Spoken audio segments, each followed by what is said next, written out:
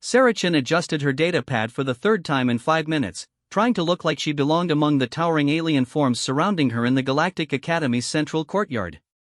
At 19, she was the first human ever accepted into the prestigious institution, a fact that seemed to follow her like a shadow wherever she went. The morning sun of Kepler 442b cast long shadows across the crystalline walkways as students from dozens of species moved between classes.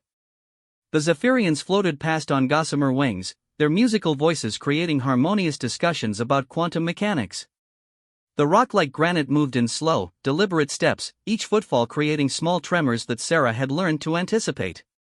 And, everywhere, the predator species moved with fluid grace that made her human reflexes seem clunky and slow. Sarah pulled her Regulation Academy jacket tighter around her shoulders. The fabric was designed to accommodate various alien anatomies, making it hang awkwardly on her human frame. She had requested a custom fit, but the Academy's quartermaster had looked at her with 6 compound eyes and chittered something that her translator rendered as one size fits most species. "Hey, Dirt Walker." The voice cut through the morning chatter, and Sarah's heart sank. She recognized the speaker before turning around. Kregstar, a Vorthack predator whose species had dominated 3 star systems before joining the Galactic Union. His kind stood nearly 8 feet tall, with sleek black fur covering their muscular frames and retractable claws that could slice through steel. Their yellow eyes could track movement from incredible distances, and their hearing could pick up a heartbeat from across a room. Kregstar approached with 2 of his friends, their movements coordinated like a hunting pack. Sarah had learned enough about predator behavior in her xenobiology classes to recognize the display for what it was: intimidation. "I heard the instructors are thinking about adding a new course," Kregstar said, his voice a low rumble that made Sarah's bones vibrate. "Primitive species integration. They say you'd be perfect for it." His friends made sounds that Sarah's translator interpreted as laughter, though they sounded more like growling to her ears.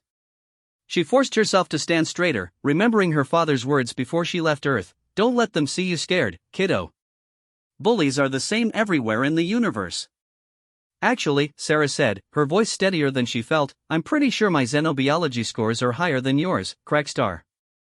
Maybe you should focus on your own studies instead of mine." The predator's ears flattened against his skull, a clear sign of aggression. Sarah took an involuntary step back, bumping into something warm and fuzzy behind her. She spun around to find herself face to face with a small, round creature covered in golden fur. It barely reached her waist, with large amber eyes and tiny paws that clutched a small sphere, what humans might call a ball, though this one seemed to shift colors in the light. The creature looked up at her with unmistakable fear. Sarah's translator crackled to life. "Please, help?" Without thinking, Sarah positioned herself between the small being and Kregstar. "Is there a problem here?" Kregstar's lips pulled back, revealing rows of sharp teeth.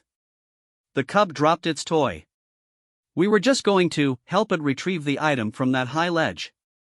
His gesture indicated a crystalline outcropping about 20 feet up one of the Academy's spires. Sarah looked at the small creature, then at the impossible height, then back at Kregstar's predatory grin. The threat was clear: they had probably thrown the ball up there in the first place. "I can help," Sarah said, extending her hand toward the small being. "What's your name?" The creature's translator produced a series of musical notes that resolved into Pipka. Was playing during break period." Sarah knelt down to Pipka's level, noting how the small being's fur seemed to shimmer with nervous energy. "It's okay, Pipka. Watch this." Sarah looked around the courtyard until she spotted what she needed: a maintenance ladder attached to one of the nearby buildings. It was designed for the taller alien species, but Sarah's human agility and smaller size might give her an advantage. "Where do you think you're going, Dirt Walker?" Kregstar called out. "To get Pipka's ball," Sarah replied simply. The Vorthack's laugh was harsh. "That ledge is designed to be unreachable. It's a safety feature to prevent smaller species from accessing the building's upper levels. You'll never make it." Sarah ignored him and walked to the ladder. She had spent her childhood climbing trees in the forests outside San Francisco, much to her mother's dismay. Her father had always encouraged her adventurous spirit, saying that humans had conquered their world by being willing to go where other species wouldn't. As she began to climb, a small crowd started to gather. Word spread quickly through the Academy's social networks, and students began emerging from buildings to watch the human attempt what many considered impossible. The ladder was indeed designed for much taller species, forcing Sarah to stretch uncomfortably between rungs.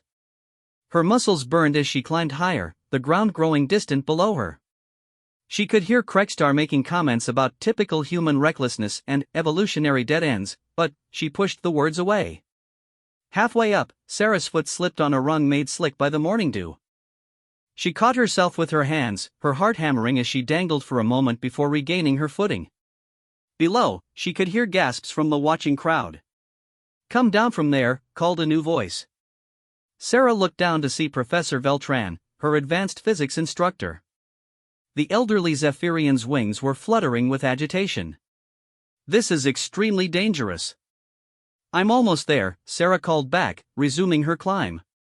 When she finally reached the level of the ledge, Sarah faced a new challenge. The crystalline outcropping was about 6 feet away from the ladder, with nothing but air between them. The colorful ball sat just visible on the narrow ledge, seeming to mock her efforts. Sarah studied the gap, calculating angles and distances the way her physics classes had taught her. She would have to jump and grab the ledge, then pull herself up, a move that would be trivial for most predator species but potentially deadly for a human at this height. Taking a deep breath, Sarah pushed off from the ladder. For a moment, she flew through the air, her stomach dropping as gravity took hold. Her fingers scraped against the crystal surface of the ledge, and, for a terrifying instant, she thought she would fall. Then, her grip held, and she hauled herself up onto the narrow platform. The ball was right where she had seen it, shifting through blues and purples as she picked it up. It was warm to the touch and seemed to pulse with a gentle energy. Sarah tucked it safely into her jacket pocket before looking down at the crowd below. The gathering had grown to nearly 100 students from dozens of species. They stood in a rough circle around Pipka, who was looking up at Sarah with obvious amazement. Even Krekstar seemed stunned into silence. Getting down proved easier than getting up. Sarah was able to lower herself from the ledge back to the ladder, though her arms shook with exhaustion by the time she reached the ground. She walked directly to Pipka and knelt down, pulling the ball from her pocket. "I believe this belongs to you." Pipka's amber eyes grew even larger as the small being reached out with trembling paws to take the ball. You climbed for me? But you are not pack. You are not family." "Sometimes," Sarah said quietly, "that doesn't matter." The small creature's fur began to glow with a warm light, and, suddenly, Sarah found herself enveloped in the softest hug she had ever experienced. Pipka's translator struggled with the emotional content, finally, settling on, "Thank you, brave climbing friend." As Sarah stood up, she became aware that the entire crowd was silent. Hundreds of alien eyes were focused on her, but the expressions weren't what she had expected.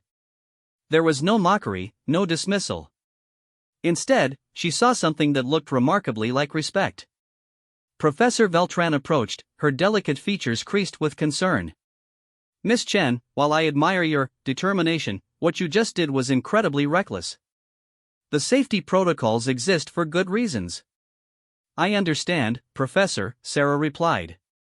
"But sometimes doing the right thing is worth the risk." The Zephyrian's antenna twitched in what Sarah had learned was their equivalent of raised eyebrows. "Indeed. Perhaps we should discuss this concept further in tomorrow's ethics seminar." As the crowd began to disperse, Krekstar approached with his pack. Sarah tensed, expecting more harassment, but the Vortax's posture was different now, less aggressive, more curious. "Human," he said slowly, "that was either very brave or very stupid." "Probably both," Sarah admitted. Something that might have been respect flickered in the predator's yellow eyes. "My species values courage, even when displayed by smaller beings." "You have given me something to think about."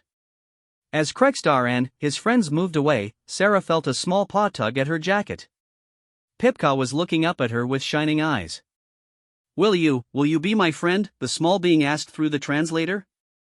Sarah smiled, the first genuine smile she had managed since arriving at the academy. "I'd like that very much, Pipka. Tomorrow, will you play ball with me again? I know other cubs who would like to meet the brave climbing human."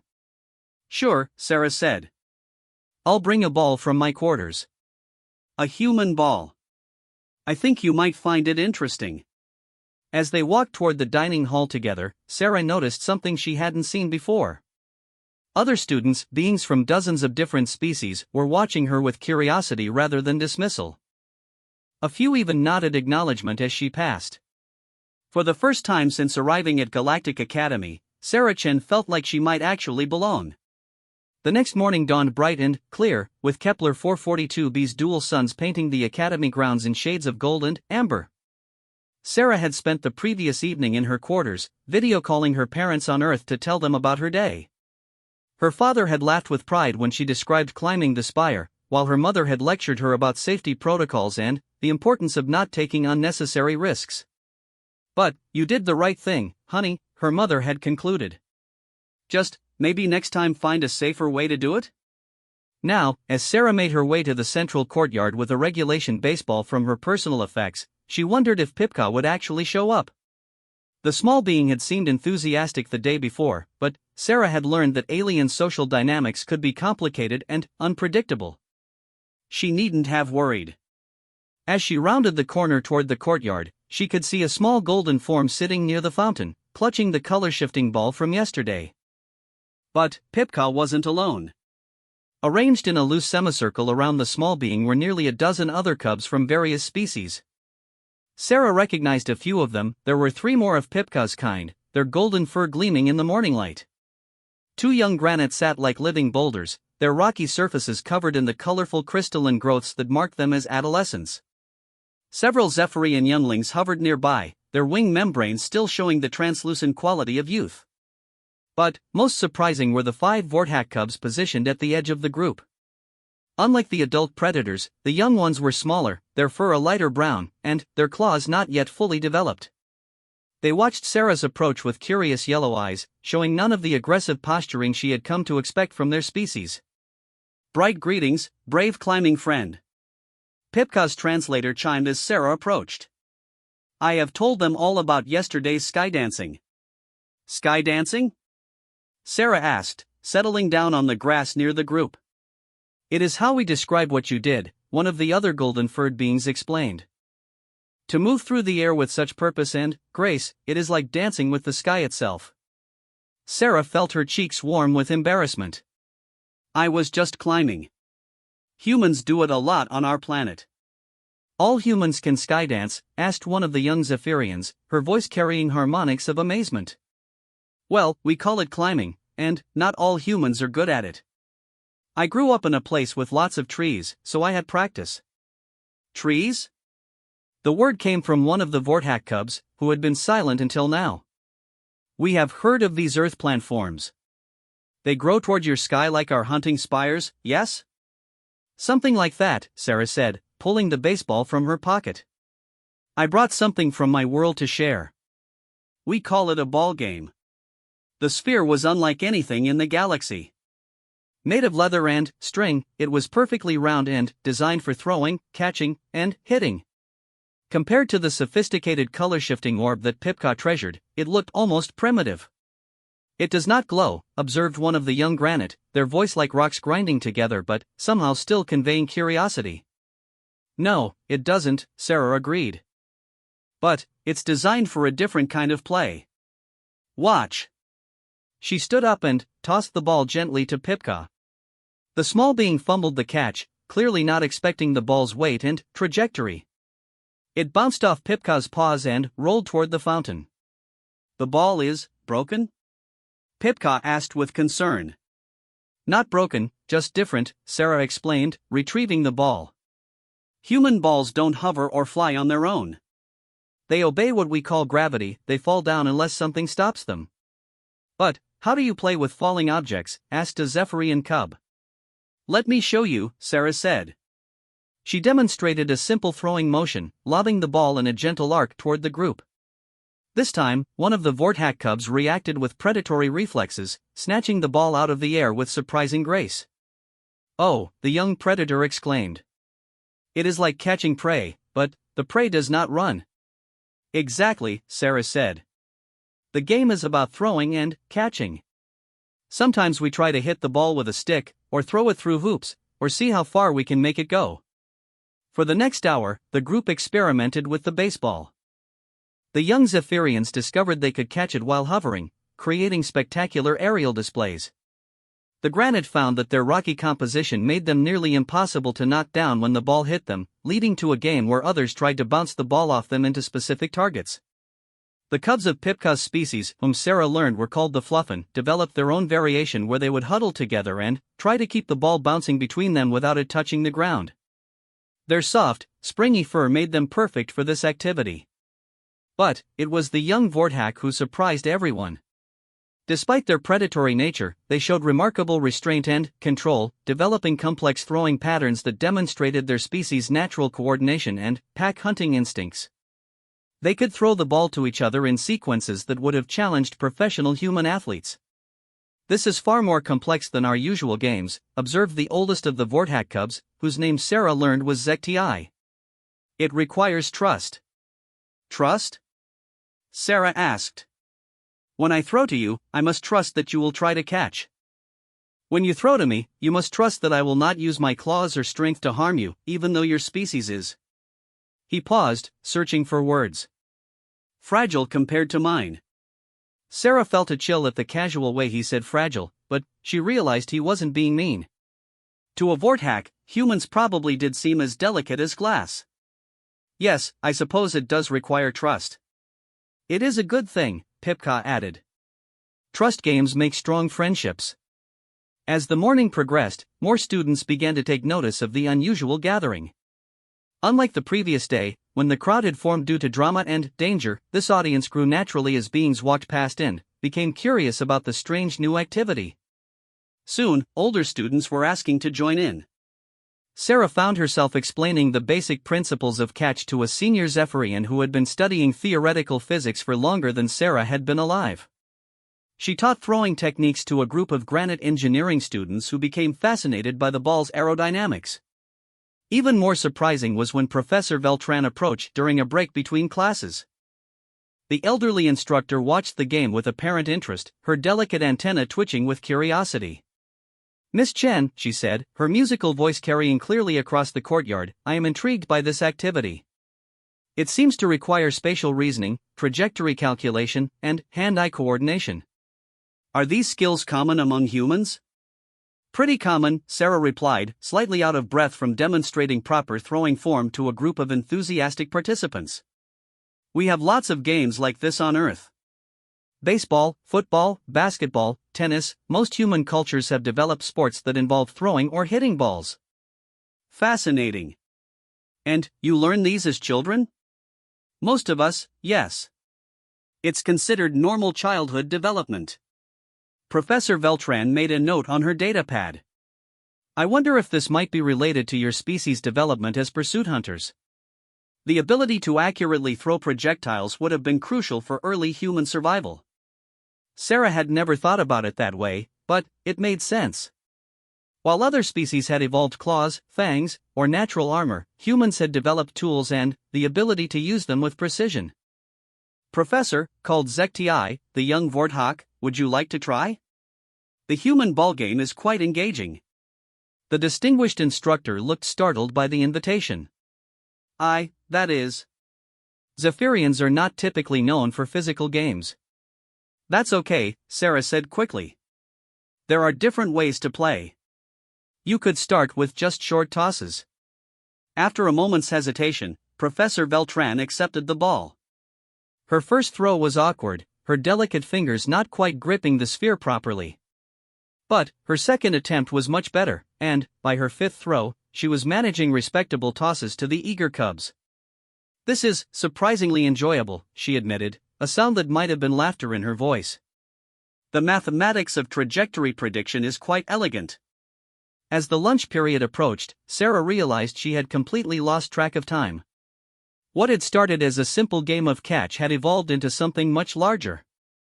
Students from across the academy were participating, creating their own variations and rules based on their species' unique abilities. The young Fluffin had organized themselves into elaborate bouncing patterns. The granite had turned catching into a form of geological artistry, creating small landslides and crystal formations as they played. The Zephyrians had developed aerial ballets that incorporated ball throwing as a form of three-dimensional choreography. And the Vorthack Cubs had demonstrated that predators could play games based on cooperation rather than competition, working together to create increasingly complex passing patterns that showcased their pack coordination. "Human Sarah," Pipka said, approaching with bright eyes, "this has been the most wonderful day. Will you teach us more human games tomorrow?" "If you want me to," Sarah replied. "Though I think you all have created some pretty amazing games of your own." "Yes, but..." Pipka's translator struggled with the concept. "Your games have something ours do not. They make different species want to play together. Usually, cubs stay with their own kind. But today, we all played as one group." Sarah looked around the courtyard and realized Pipka was right. The natural species segregation that she had observed since arriving at the academy was completely absent here. Young beings who would normally never interact were laughing and playing together, bound by nothing more complex than a simple leather ball and the rules of a game. "Tomorrow," announced Zekti, "we will bring more cubs. And perhaps some of the older students would like to learn as well. The instructors should learn too," added one of the Zephyrian younglings. Professor Veltran seemed to enjoy the mathematical aspects. As the group began to disperse for lunch, Sarah felt a warmth in her chest that had nothing to do with the alien sun overhead. For the first time since arriving at Galactic Academy, she didn't feel like an outsider looking in. She felt like she belonged. But, more than that, she felt like she had found her purpose. Not just as the token human student, but as someone who could build bridges between species that had never thought to connect before. As she walked toward the dining hall with Pipka bouncing beside her and Zekti's pack flanking them protectively, Sarah smiled. Tomorrow would bring new challenges, but, for now, she was exactly where she needed to be. The third day dawned with an energy that Sarah could feel even before she opened her eyes. Her communicator had been chiming intermittently throughout the night with messages from students across the academy. Word about the human ball games had spread through the student networks like wildfire. As she dressed for the day, Sarah scrolled through dozens of messages. Cubs from species she had never heard of were asking to participate. Senior students were inquiring about organizing formal games. Even some instructors had expressed interest in observing what they were calling interspecies recreational dynamics. But, mixed with the enthusiasm were other messages that made Sarah's stomach tighten. Several older students had complained to the administration about disruption of academic protocols. Others suggested that encouraging primitive play behavior was inappropriate for an institution of higher learning. Most concerning was a message from Dean Torgash, the massive Catherine who oversaw student affairs. His species resembled upright crocodiles, and his reputation for maintaining order was legendary across the academy. The message was brief and formal. "Miss Chen. Report to Administration Building. Level 7. 0800 hours. Academic Protocols Discussion." Sarah checked her chronometer. She had 30 minutes. The administration building was one of the most impressive structures on campus, its bioluminescent walls shifting through deep blues and purples as Sarah approached. Level 7 was reserved for senior faculty and administration, and Sarah had never been there before. Dean Torgash's office was appropriately intimidating. The Catherine sat behind a desk sized for his massive frame, his reptilian features impassive as Sarah entered. Standing nearby were Professor Veltran and another instructor Sarah didn't recognize, a tall, spider-like being with multiple arms and compound eyes. "Miss Chen," Dean Torgash's voice rumbled like distant thunder. "Sit." Sarah perched on the edge of a chair designed for much larger beings, trying not to show her nervousness. The dean's golden eyes studied her with the patience of an apex predator. "Your recent activities have attracted considerable attention," he began without preamble. "Spontaneous gatherings. Disruption of standard recreational periods. Introduction of unauthorized materials to campus." "Sir, you were introducing elements of chaos into a carefully maintained system," the unknown instructor interrupted, his translated voice clicking with mechanical precision. "The academy's social structure exists for specific reasons." Species segregation during recreational periods prevents conflicts and maintains focus on academic pursuits. Sarah felt a flash of anger. Playing together prevents conflicts, it doesn't cause them. Does it? The spider-like being's multiple eyes focused on her simultaneously. Professor Krethak, Behavioral Psychology. I have observed your SHI games, and I see significant cause for concern. Professor Veltran spoke up. Dean Torgash, if I may. My observations yesterday suggested positive interaction patterns. The mathematical principles involved were actually quite sophisticated. The mathematical principles are irrelevant, Professor Krethak cut her off. The social implications are dangerous. Miss Chen's activities are breaking down barriers that exist for evolutionary reasons. Predator species do not naturally play with prey species.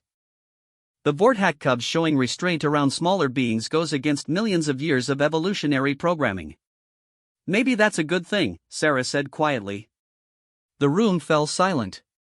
Dean Torgash's massive head tilted slightly, his golden eyes narrowing. Explain. Sarah took a deep breath, remembering her father's advice about standing up for what she believed in. With respect, sir, evolution got us to where we are, but it doesn't have to determine where we go. Humans evolved as tribal creatures who feared outsiders, but we learned to build cities with millions of different people. We learned to cooperate across genetic lines because cooperation made us stronger. Humans, Professor Krethak said dismissively, are a single species. Your comparison is invalid. Is it? Sarah stood up, pacing to the window that overlooked the central courtyard. Even from this height, she could see small groups of students gathering near the fountain where yesterday's games had taken place. Yesterday, I watched Vorthack cubs develop throwing patterns that were more sophisticated than anything their adult instructors teach in combat classes. I saw Zephyrian younglings create aerial choreography that incorporated mathematical principles from advanced physics. I watched granite students apply geological engineering to recreational activities in ways that could revolutionize mining operations. She turned back to face the three administrators. Everyone talks about the Galactic Union like it's this great achievement, but most of the time, different species just coexist. They don't really collaborate. They don't innovate together. But, yesterday, for a few hours, they did exactly that. Dean Torgash was quiet for a long moment. And, you believe this occurred because of your ball games? I think it occurred because somebody gave them permission to try something new together. The games were just an excuse. Professor Veltran's antennae were twitching rapidly. Dean, if I may add, the Cubs showed remarkable adaptability yesterday. They didn't just play human games, they created entirely new variations that incorporated their unique physiological advantages. The creativity was extraordinary. Creativity that could lead to unpredictable behavioral patterns, Professor Krethak countered. Miss Chen, your species has a documented tendency toward risk-taking and boundary pushing that other species find unsettling. Maybe unsettling is what we need, Sarah replied. How much innovation happens when everyone stays in their comfort zones? Dean Torgash leaned back in his massive chair, the structure groaning under his weight. Miss Chen, you present an interesting philosophical argument. However, philosophy must be balanced against practical concerns. Several senior students have complained about the disruption. Parents from multiple worlds have contacted the Academy expressing concern about their children engaging in dangerous physical activities with unpredictable species mixtures. Sarah's heart sank. She had been so focused on the positive reactions that she hadn't considered the broader political implications. The Galactic Academy wasn't just an educational institution, it was a symbol of interspecies cooperation.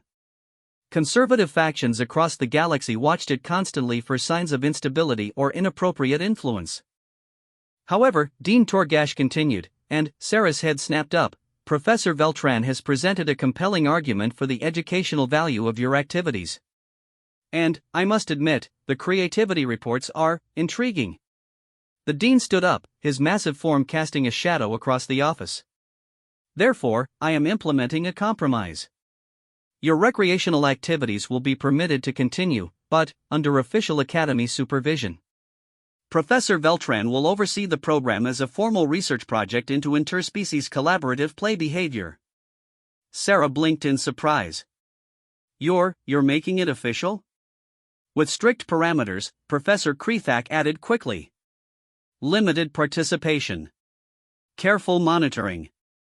Any sign of aggressive behavior or social disruption will result in immediate termination of the program.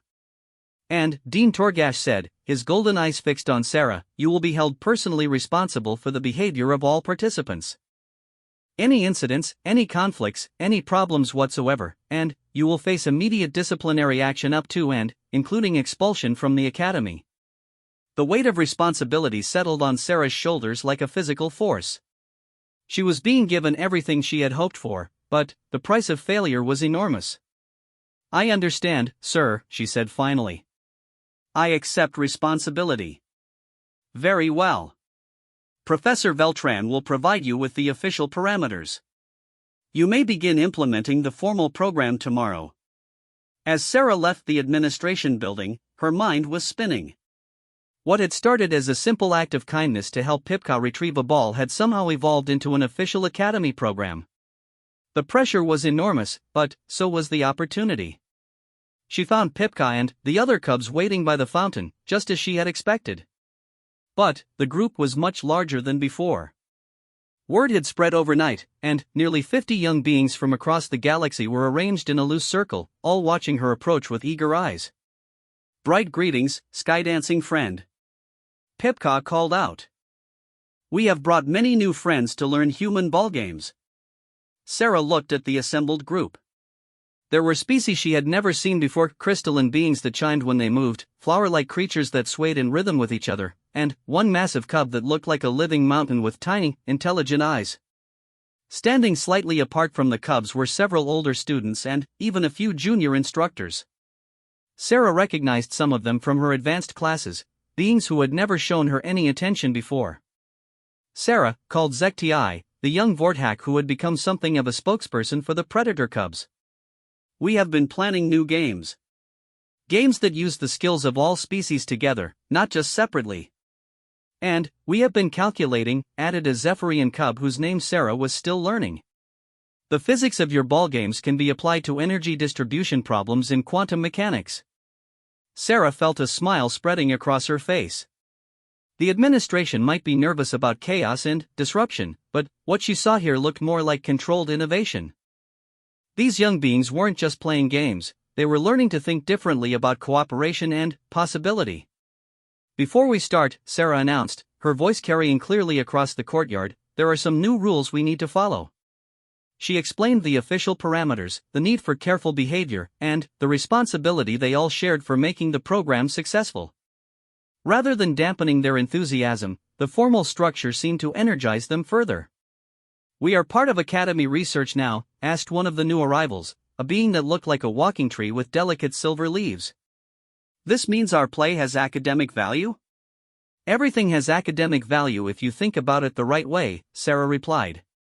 But, yes, we're officially part of a research program now. That means we have to be smart about what we do. Then, let us be very smart indeed, declared Zekti. We have ideas that will surprise even the instructors. As the group organized itself into the complex multi-species teams they had developed the day before, Sarah felt a hand on her shoulder.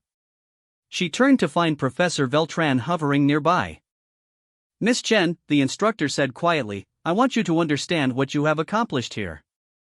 In my 40 years at this academy, I have never seen voluntary interspecies cooperation at this level among students.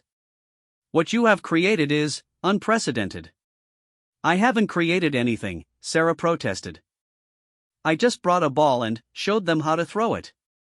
You brought something more important than a ball, Professor Veltran replied. You brought the idea that different doesn't have to mean separate. That is a lesson many adults across the galaxy have never learned. As the professor moved away to begin her official observations, Sarah took a moment to watch the organized chaos around her. The cubs had divided themselves into mixed species teams, creating games that incorporated throwing, catching, aerial maneuvers, geological manipulation, and coordination patterns that would have challenged military units. But, more importantly, they were laughing together. The universal sound of joy transcended species boundaries, creating a harmony that no translator was needed to understand. Sarah picked up her baseball and joined the nearest group, where a young granite was patiently teaching a fluffin cub how to create small ramps for more interesting ball trajectories. Yesterday, she had been a lonely human trying to find her place in an alien universe. Today, she was exactly where she belonged. 3 weeks had passed since the formation of the official interspecies recreation program, and Sarah Chen had learned that success brought its own unique set of challenges. The morning reports on her datapad showed participation numbers that would have seemed impossible just a month ago. Over 200 students from 47 different species were now regularly attending the daily game sessions.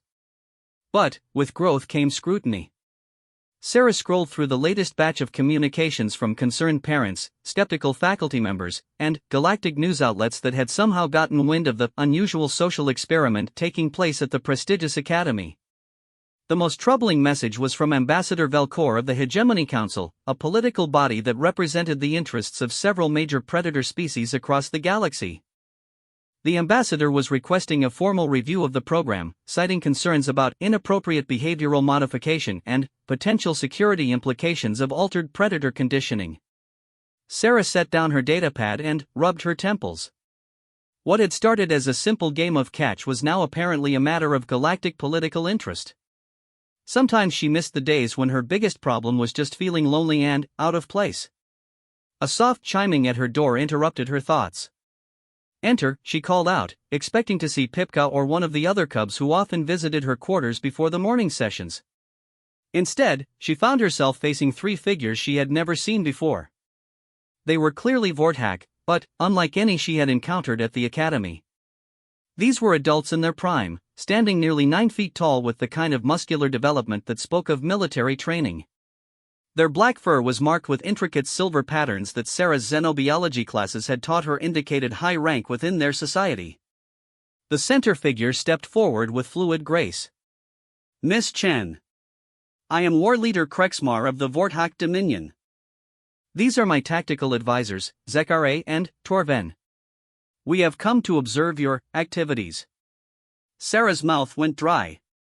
War Leader was a title she recognized from her political science classes. These weren't just high-ranking Vorthak, they were among the most powerful military commanders in their species hierarchy. The fact that they had come to the academy personally was either a very good sign or a very bad one. "I'm honored by your visit, War Leader," Sarah managed, falling back on the formal protocols she had memorized. "Though I'm not sure what I can tell you that isn't already in Professor Veltran's research reports." "Reports can be incomplete," said Zekare, her yellow eyes scanning Sarah's quarters with obvious assessment. "We prefer direct observation. Your influence on our young ones has attracted considerable attention within the Dominion." Sarah's heart rate spiked. "Influence? I haven't tried to influence anyone."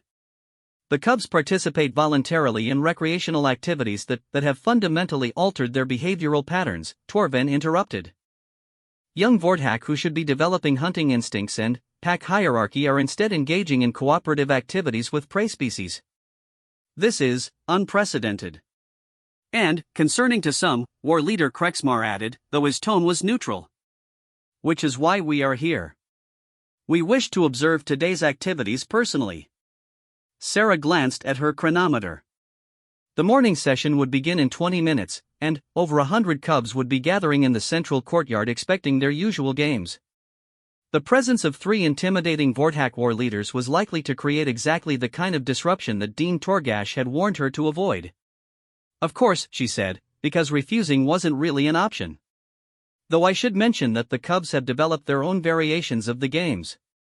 What you see today might not be what you expect." Something that might have been amusement flickered in the war leader's eyes. "Miss Chen, we have been leading military operations for over a century. Very little surprises us anymore." As they made their way toward the central courtyard, Sarah tried to prepare herself for the potential disaster that awaited.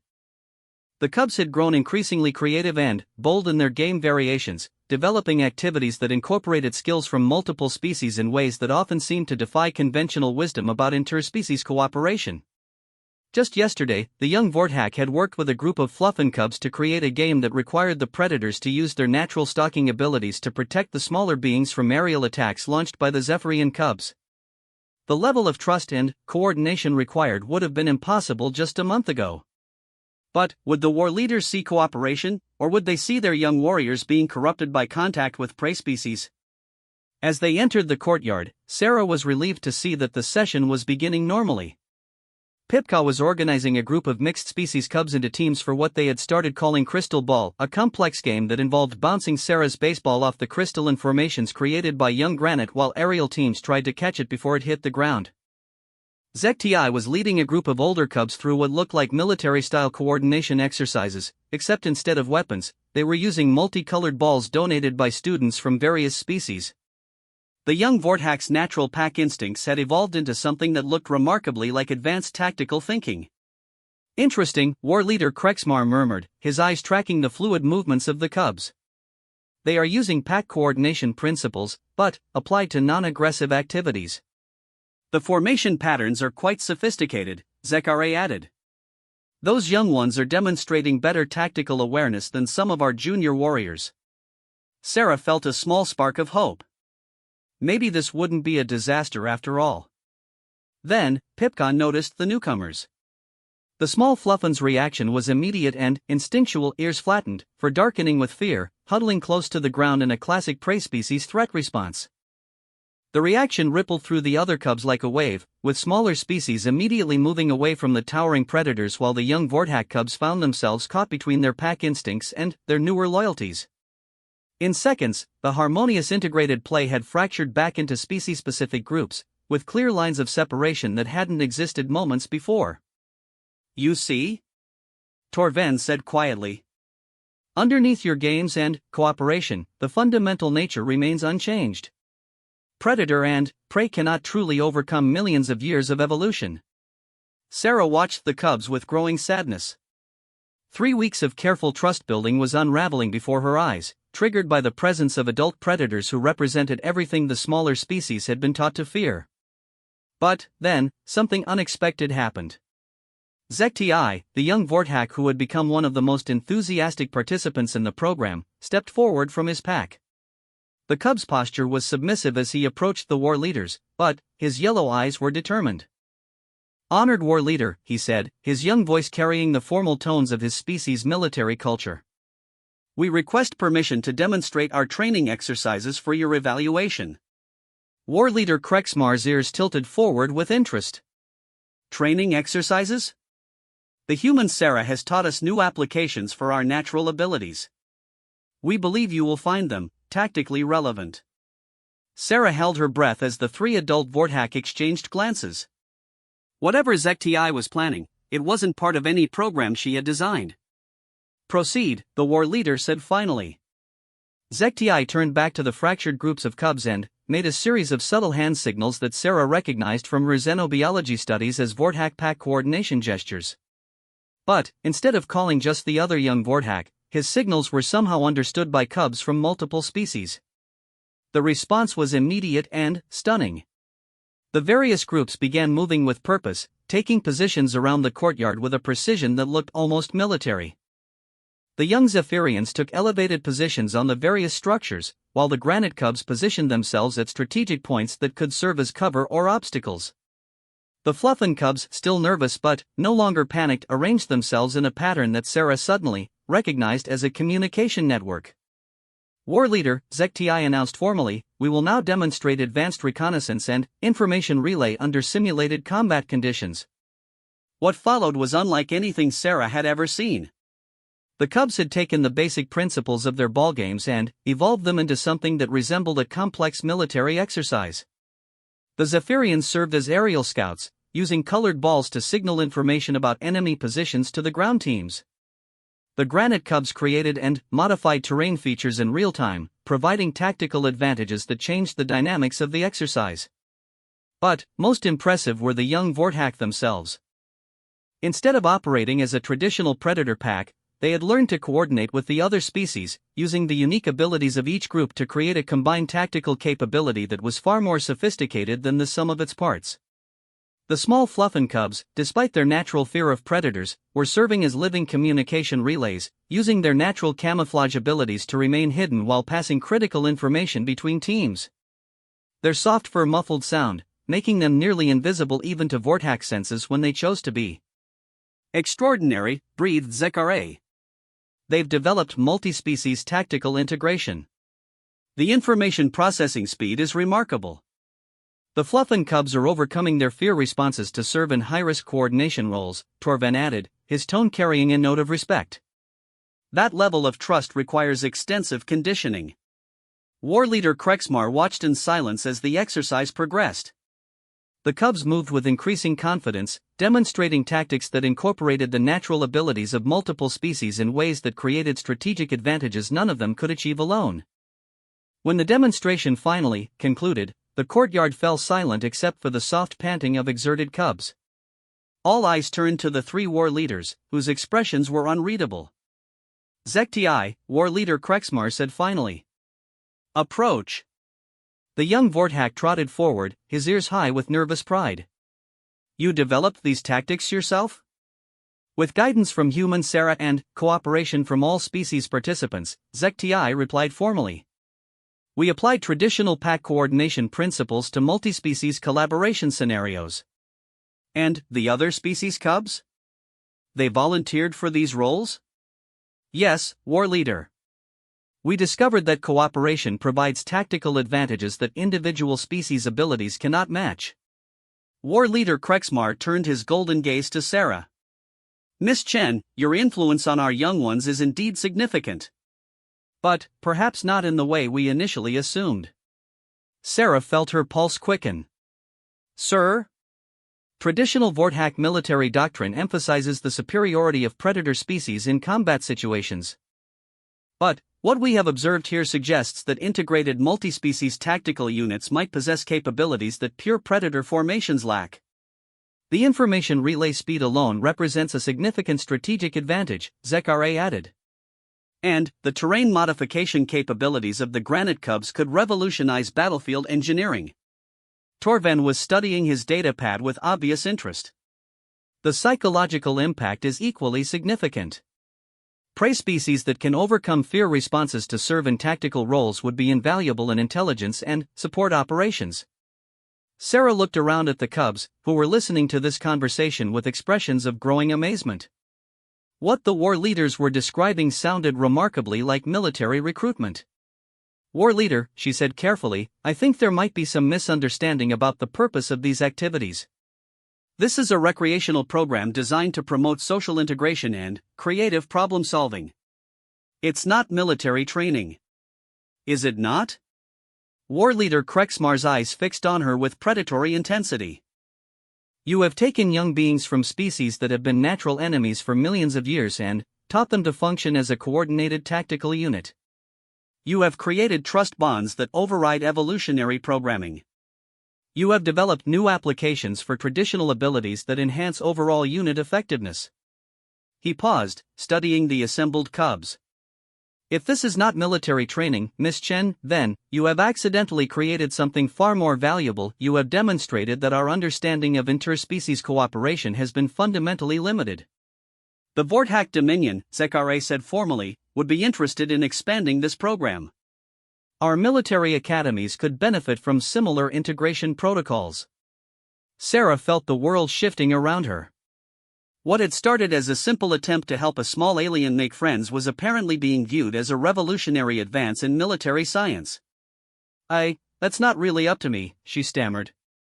The program is under Academy supervision, and there are political considerations that, indeed there are, war leader Krexmar interrupted. Which is why we will be recommending to the Hegemony Council that this program receive official protection and funding. The strategic implications are too significant to be left to bureaucratic interference. As the three war leaders began making notes on their datapads and discussing implementation protocols, Sarah found herself surrounded by excited cubs from multiple species. They had somehow become the center of galactic military attention, and none of them seemed quite sure how it had happened. Human Sarah, Pipka said, tugging at her jacket with small paws that were trembling with excitement, does this mean our games are important? Sarah knelt down to the small Fluffins level, trying to process everything that had just happened. I think, Pipka, that our games might be more important than any of us realized. Important enough to change things? Asked Zekti, his young voice carrying a note of hope. Sarah looked around at the assembled cubs, then, at the war leaders who were already making plans for expanded programs, then, at the growing crowd of students and faculty who had been attracted by the unusual gathering. Maybe, she said quietly. But, the most important thing hasn't changed. We're still here to play together and learn from each other. Everything else, we'll figure out as we go. As the morning session officially ended and the cubs began dispersing to their regular classes, Sarah remained in the courtyard with Professor Beltran, who had arrived just in time to witness the demonstration. Miss Chen, the professor said, her musical voice carrying notes of amazement, I believe you may have just changed the course of galactic military doctrine.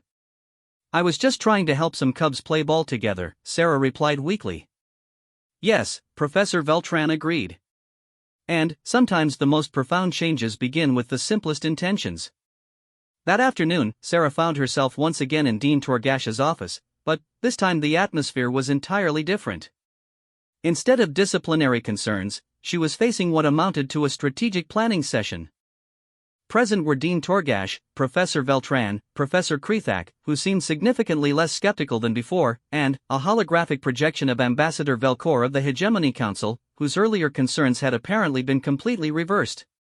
Miss Chen, the ambassador's projection said without preamble, the Hegemony Council has voted unanimously to designate your program as a strategic educational initiative of galactic importance.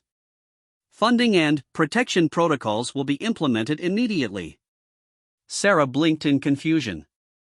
I'm sorry, Ambassador, but I'm not sure I understand what that means.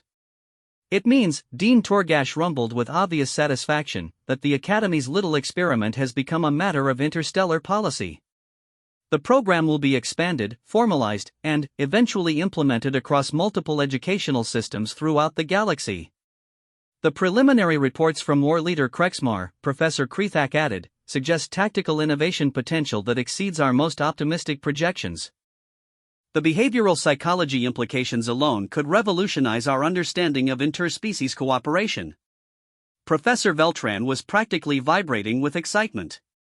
Sarah, do you understand what you've accomplished?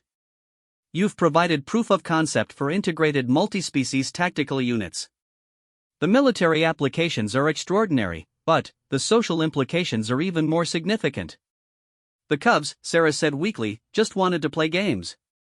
And, in doing so, Ambassador Velcor's projection replied, they have demonstrated that the barriers we have assumed to be insurmountable between our species may be largely artificial constructs. The strategic value of that discovery cannot be overstated. Dean Torgash leaned forward in his massive chair. Miss Chen, you are being offered an opportunity that is unprecedented in the history of this academy. The Hegemony Council wishes to make you the official director of interspecies integration programming, with authority to develop and implement similar initiatives across the galactic educational system. Sarah felt the weight of the offer settling on her shoulders. A month ago, she had been just another student trying to find her place in an alien world. Now she was being offered a position that could influence the course of galactic civilization. What about my regular studies? She asked. Your regular studies, Professor Beltran said with obvious amusement, have apparently become obsolete. You've advanced to a level of practical application that exceeds most doctoral programs. The cubs, Sarah said again, because somehow that seemed like the most important consideration. What happens to them? They become the foundation of the expanded program, Ambassador Velcor replied. The young beings who have participated in your activities will be offered advanced placement in specialized integration training programs. They will essentially become the first generation of formally trained multi-species cooperation specialists. Sarah thought about Zekti and his pack, about Pipka and the other Fluffin cubs, about all the young beings who had simply wanted to play together and had accidentally become pioneers of a new form of galactic cooperation. And they'll still get to play games? She asked. Dean Torgash's massive features creased in what might have been a smile. Miss Chen, if games are what produce these results, then games will become a fundamental part of galactic educational curriculum. That evening, Sarah found herself back in the central courtyard, but this time it was filled with nearly every student and instructor in the academy. Word had spread quickly about the morning's events and the afternoon's developments, and the atmosphere was electric with excitement and possibility. The Cubs were there, of course, clustered around her with expressions of amazement and pride. But so were the senior students who had initially dismissed her activities, the faculty members who had worried about disruption to academic protocols, and even some of the alien diplomats who served as liaisons between the academy and various galactic governments. "Human Sarah," Pipka said, her voice barely audible above the crowd, "does this mean we are important now?" Sarah knelt down to the small being's level, looking into amber eyes that shone with wonder. "You were always important, Pipka. The only thing that's changed is that more people realize it now." "Will we still play together?" asked Zekti, his pack gathered around him with obvious concern. "Every day," Sarah promised. "That's the most important part of all of this. Whatever else happens, whatever programs we develop or policies we implement, the most valuable thing we've discovered is that playing together makes us all stronger." As the crowd began to disperse and the Cubs headed back to their quarters, Sarah remained in the courtyard with her simple leather baseball. The sphere that had started everything looked small and primitive compared to the sophisticated training equipment that would soon be developed for the expanded program.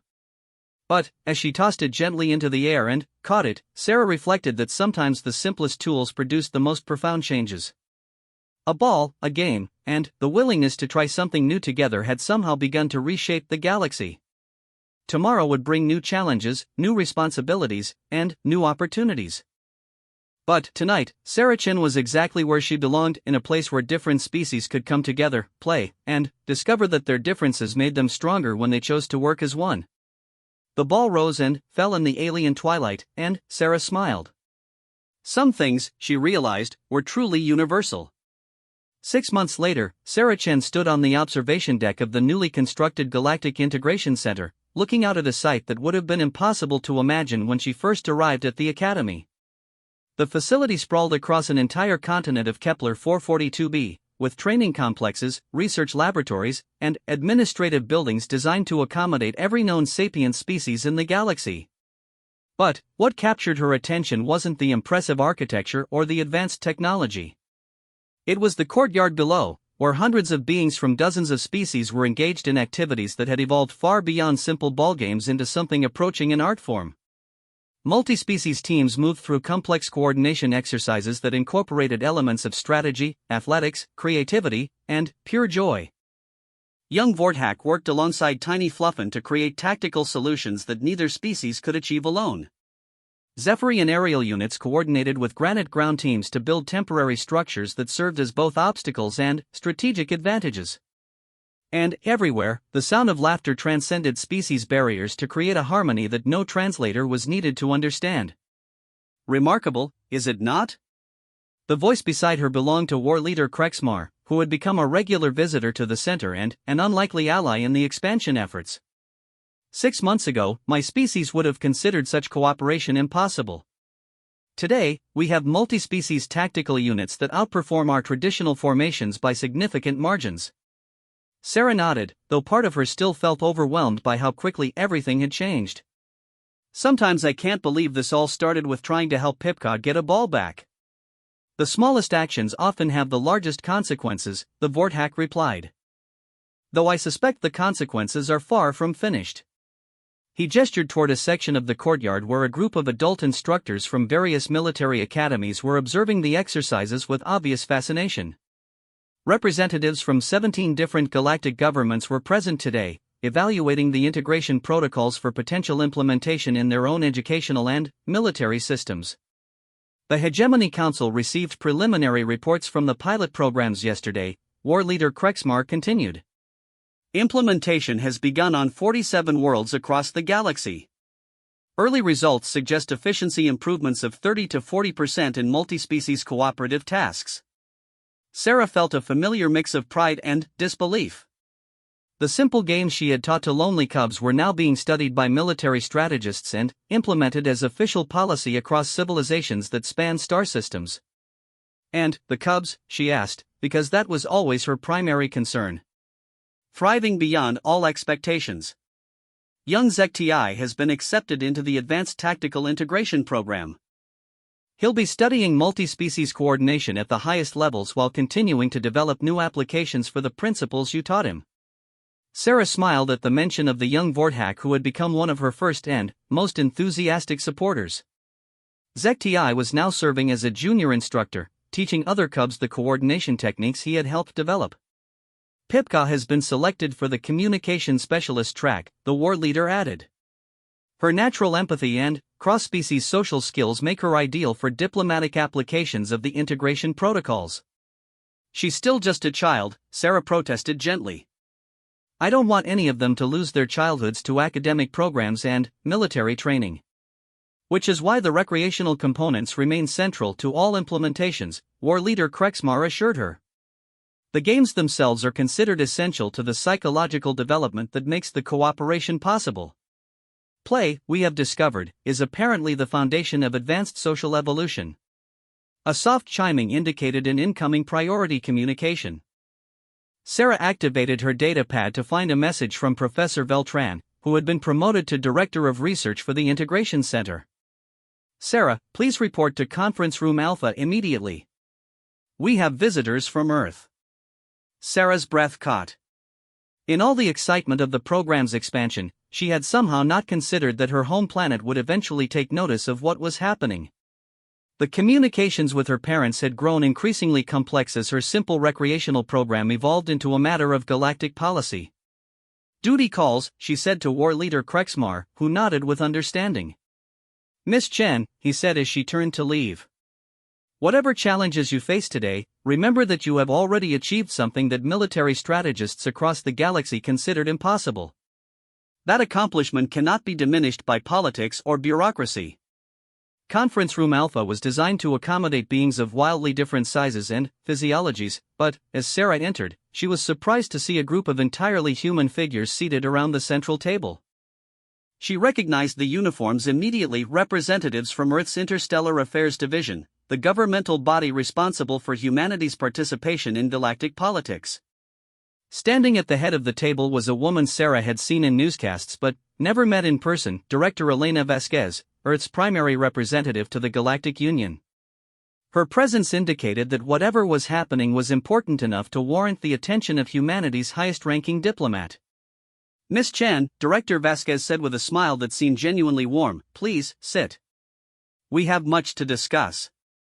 Also present were Professor Veltran, Dean Torgash, and several other Academy officials, along with holographic projections of various galactic dignitaries that Sarah had come to recognize over the past months. Sarah, Director Vasquez began once everyone was settled, I want to start by saying that Earth is extraordinarily proud of what you've accomplished. Your integration program has brought more positive attention to humanity than any diplomatic initiative in our history. Sarah felt her cheeks warm. Thank you, Director. Though I should point out that the real accomplishments belong to the cubs and students who participated. I just introduced them to some games from Earth. Which is exactly why we're here, said another human Sarah didn't recognize, a man whose uniform indicated high rank within Earth's military structure. General Marcus Webb, Strategic Planning Division. Miss Chen, your games have revolutionized our understanding of multi-species cooperation. The military applications alone could change the balance of power across the galaxy. But, more importantly, Director Vasquez added, they've demonstrated human value in galactic society in ways that no amount of traditional diplomacy could achieve. For the first time since joining the Galactic Union, humanity is seen not as primitive newcomers, but as contributors of unique and valuable perspectives. Professor Veltran's antenna twitched with what Sarah recognized as excitement. The request from the Galactic Council is unprecedented.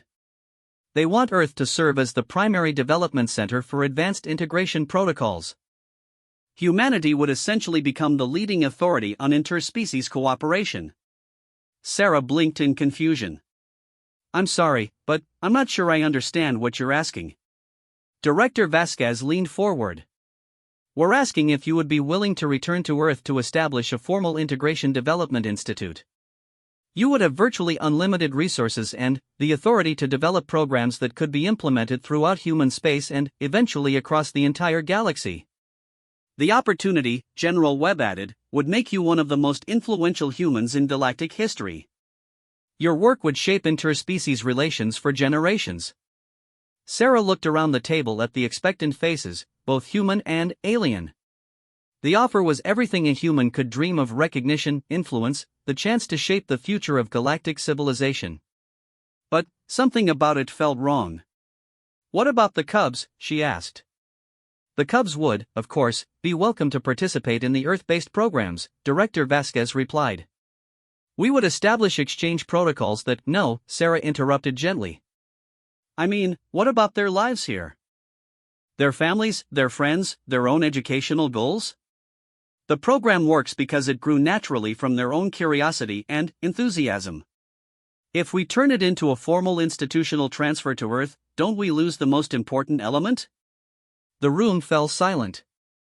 General Webb frowned slightly. Miss Chen, this is an opportunity to expand the program to potentially billions of beings across the galaxy. Surely that outweighs concerns about relocating a few dozen Cubs. Sarah felt a familiar flash of anger, but this time she didn't try to suppress it. General, with respect, those few dozen Cubs are the ones who made everything else possible. They trusted me enough to try something new, and they trusted each other enough to overcome millions of years of evolutionary programming. If we treat them as resources to be relocated rather than individuals with their own agency, then we've completely missed the point of what we've accomplished. Sarah, Director Vasquez said carefully, I understand your attachment to the original participants, but we have to think about the broader implications. Humanity has been offered a position of unprecedented influence in galactic affairs. The opportunities for our species are based entirely on principles that those Cubs taught me, Sarah finished. Cooperation over competition. Trust over fear. The willingness to try new things together instead of assuming that different means dangerous. She stood up, pacing to the window that overlooked the courtyard where the integration exercises continued. Director, I'm honored that Earth wants to recognize the program's success. But the program only works because it prioritizes the individuals involved over abstract political goals. War Leader Krexmar's voice cut through the tension. If I may interject, the young human raises an essential point. The effectiveness of the integration protocols is directly linked to their voluntary nature. Compulsory participation or relocation would likely undermine the psychological foundations that make cooperation possible. Furthermore, Professor Beltran added, the research data clearly indicates that the program's success depends on multi-species environmental factors that cannot be replicated in human-only facilities.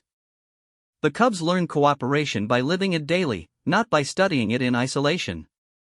General Webb looked frustrated. Then, how do we scale the program to galactic significance while maintaining its effectiveness? Sarah turned back to the table, an idea forming in her mind. We don't centralize it. We distribute it. Explain, Director Vasquez said. Instead of bringing the Cubs to Earth, we bring Earth principles to the Cubs. We establish integration centers on multiple worlds, with human coordinators working alongside local faculty to adapt the games and exercises to local conditions and species combinations. A network approach, Dean Torgash rumbled with obvious interest. Multiple facilities sharing research and techniques while maintaining local autonomy. Exactly, Sarah said, warming to the concept. Each center develops its own variations based on the species present and the cultural contexts involved. But they all share the same basic principles: voluntary participation, respect for individual agency, and the understanding that cooperation makes everyone stronger. War Leader Krexmar's ears perked forward. This would allow for much more sophisticated research into species-specific cooperation patterns while maintaining the core effectiveness of the original program. And, Professor Beltran added excitedly, it would generate comparative data across multiple environments that could advance our theoretical understanding exponentially. Director Vasquez was quiet for a long moment, clearly processing the implications. The resource requirements would be enormous. Training human coordinators, establishing facilities across dozens of worlds, maintaining coordination between sites. But the potential returns would be proportionally significant, General Webb said slowly. A galaxy-wide network of integration centers would give humanity influence in virtually every major star system. More importantly, Sarah said, it would give billions of young beings the same opportunity that Pipka and Zekti had, the chance to discover that their differences make them stronger when they choose to work together. The discussion continued for several hours, covering logistical challenges, funding requirements, and political considerations. But Sarah found her attention drawn repeatedly to the window, where the cubs continued their exercises with the unconscious grace of beings who had never known that cooperation across species lines was supposed to be impossible. Finally, Director Vasquez called for a recess. As the various officials dispersed to consider the proposal, Sarah remained in the conference room with Professor Beltran. "You realize," the Zephyrian said quietly, "that what you've proposed would make you responsible for the largest educational initiative in galactic history."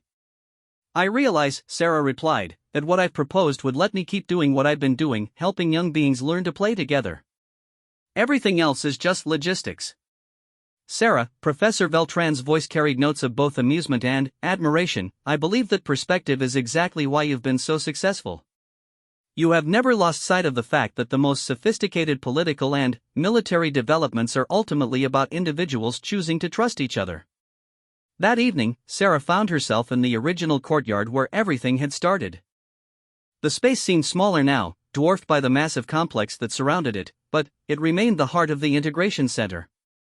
Pipka and Zekti were there, along with most of the original participants who had become junior instructors as the program expanded. "Sarah," Pipka said as she approached, "the other cubs are saying that humans from your birth world came to see you today. Are you leaving us to go home?"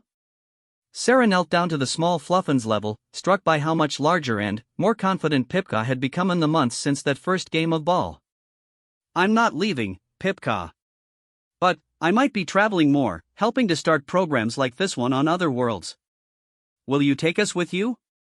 Zekti asked, his pack gathered around him with obvious concern. "Some of you might have opportunities to travel as instructors," Sarah said carefully. "But only if you want to, and only when you're ready. This is your home, your school, your lives. I won't let anyone turn you into political symbols or military resources." "But we are political symbols," said one of the older cubs, a young granite whose crystalline formations had grown impressively sophisticated. "What we do here influences policies across the galaxy. Is that not political?" Sarah considered the question seriously. "Yes, what you do has political implications. But that's not the same as being political symbols. You're individuals with your own goals and dreams and choices. The fact that your choices have wider consequences doesn't make you responsible for solving galactic problems. What if we want to help solve galactic problems?" Zekti asked. "What if we think the integration principles should spread to every world?" "Then, you'll have opportunities to make that happen," Sarah promised. "But it will be your choice, based on your own motivations, not because someone else decided you were too valuable to have normal lives." As the cubs dispersed to their evening activities, Sarah remained in the courtyard with her original baseball. The sphere was showing signs of wear after months of constant use, its leather surface softened and discolored by handling from dozens of different types of appendages. Tomorrow would bring the final discussions about the distributed network proposal. Earth's resources would be committed or not, humanity's role in galactic affairs would be defined or not, and Sarah's own future would be determined or not. But tonight, in the place where it all began, Sarah understood that the most important victory had already been achieved. Young beings from across the galaxy had learned to trust each other enough to play together, and, in doing so, they had proven that the barriers between species were not as insurmountable as everyone had believed. A soft sound made her look up. Pipka was approaching again, carrying something in her small paws. "I made this for you," the small being said, offering Sarah a small sculpture woven from golden fur and crystalline threads contributed by her granite friends. The sculpture depicted multiple species engaged in play, their forms intertwined in a pattern that somehow conveyed both movement and harmony. "It's beautiful," Sarah said, accepting the gift with reverence. "It is our story," Pipka replied. "The story of how the skydancing human taught us that different can be better, if we are brave enough to try." Sarah looked at the sculpture, then at the small being who had become one of her dearest friends, then at the courtyard where dozens of species had learned to cooperate in ways that were reshaping galactic civilization. "No, Pipka," she said gently. It's the story of how you taught me that friendship can overcome any barrier, if we're brave enough to trust each other. 6 months later, the Galactic Integration Network comprised 43 active centers across 37 worlds, with over 10,000 young beings participating in programs that had evolved far beyond anything Sarah had initially imagined. Human coordinators worked alongside local faculty to adapt integration principles to cultural contexts ranging from ice worlds where species hibernated in groups to desert planets where cooperation was essential for survival. Sarah traveled constantly now, spending a few weeks at each center to observe local adaptations and help solve implementation challenges. Every program was different, shaped by the unique combinations of species present and the specific needs of their communities. But all of them shared the same core discovery that beings who learn to play together learn to trust together, and that trust could overcome barriers that had seemed insurmountable. The political and military implications continued to reverberate across the galaxy. Multi-species cooperative units were outperforming traditional formations in everything from exploration missions to diplomatic negotiations. Several interspecies conflicts had been resolved through integration protocols rather than traditional military intervention.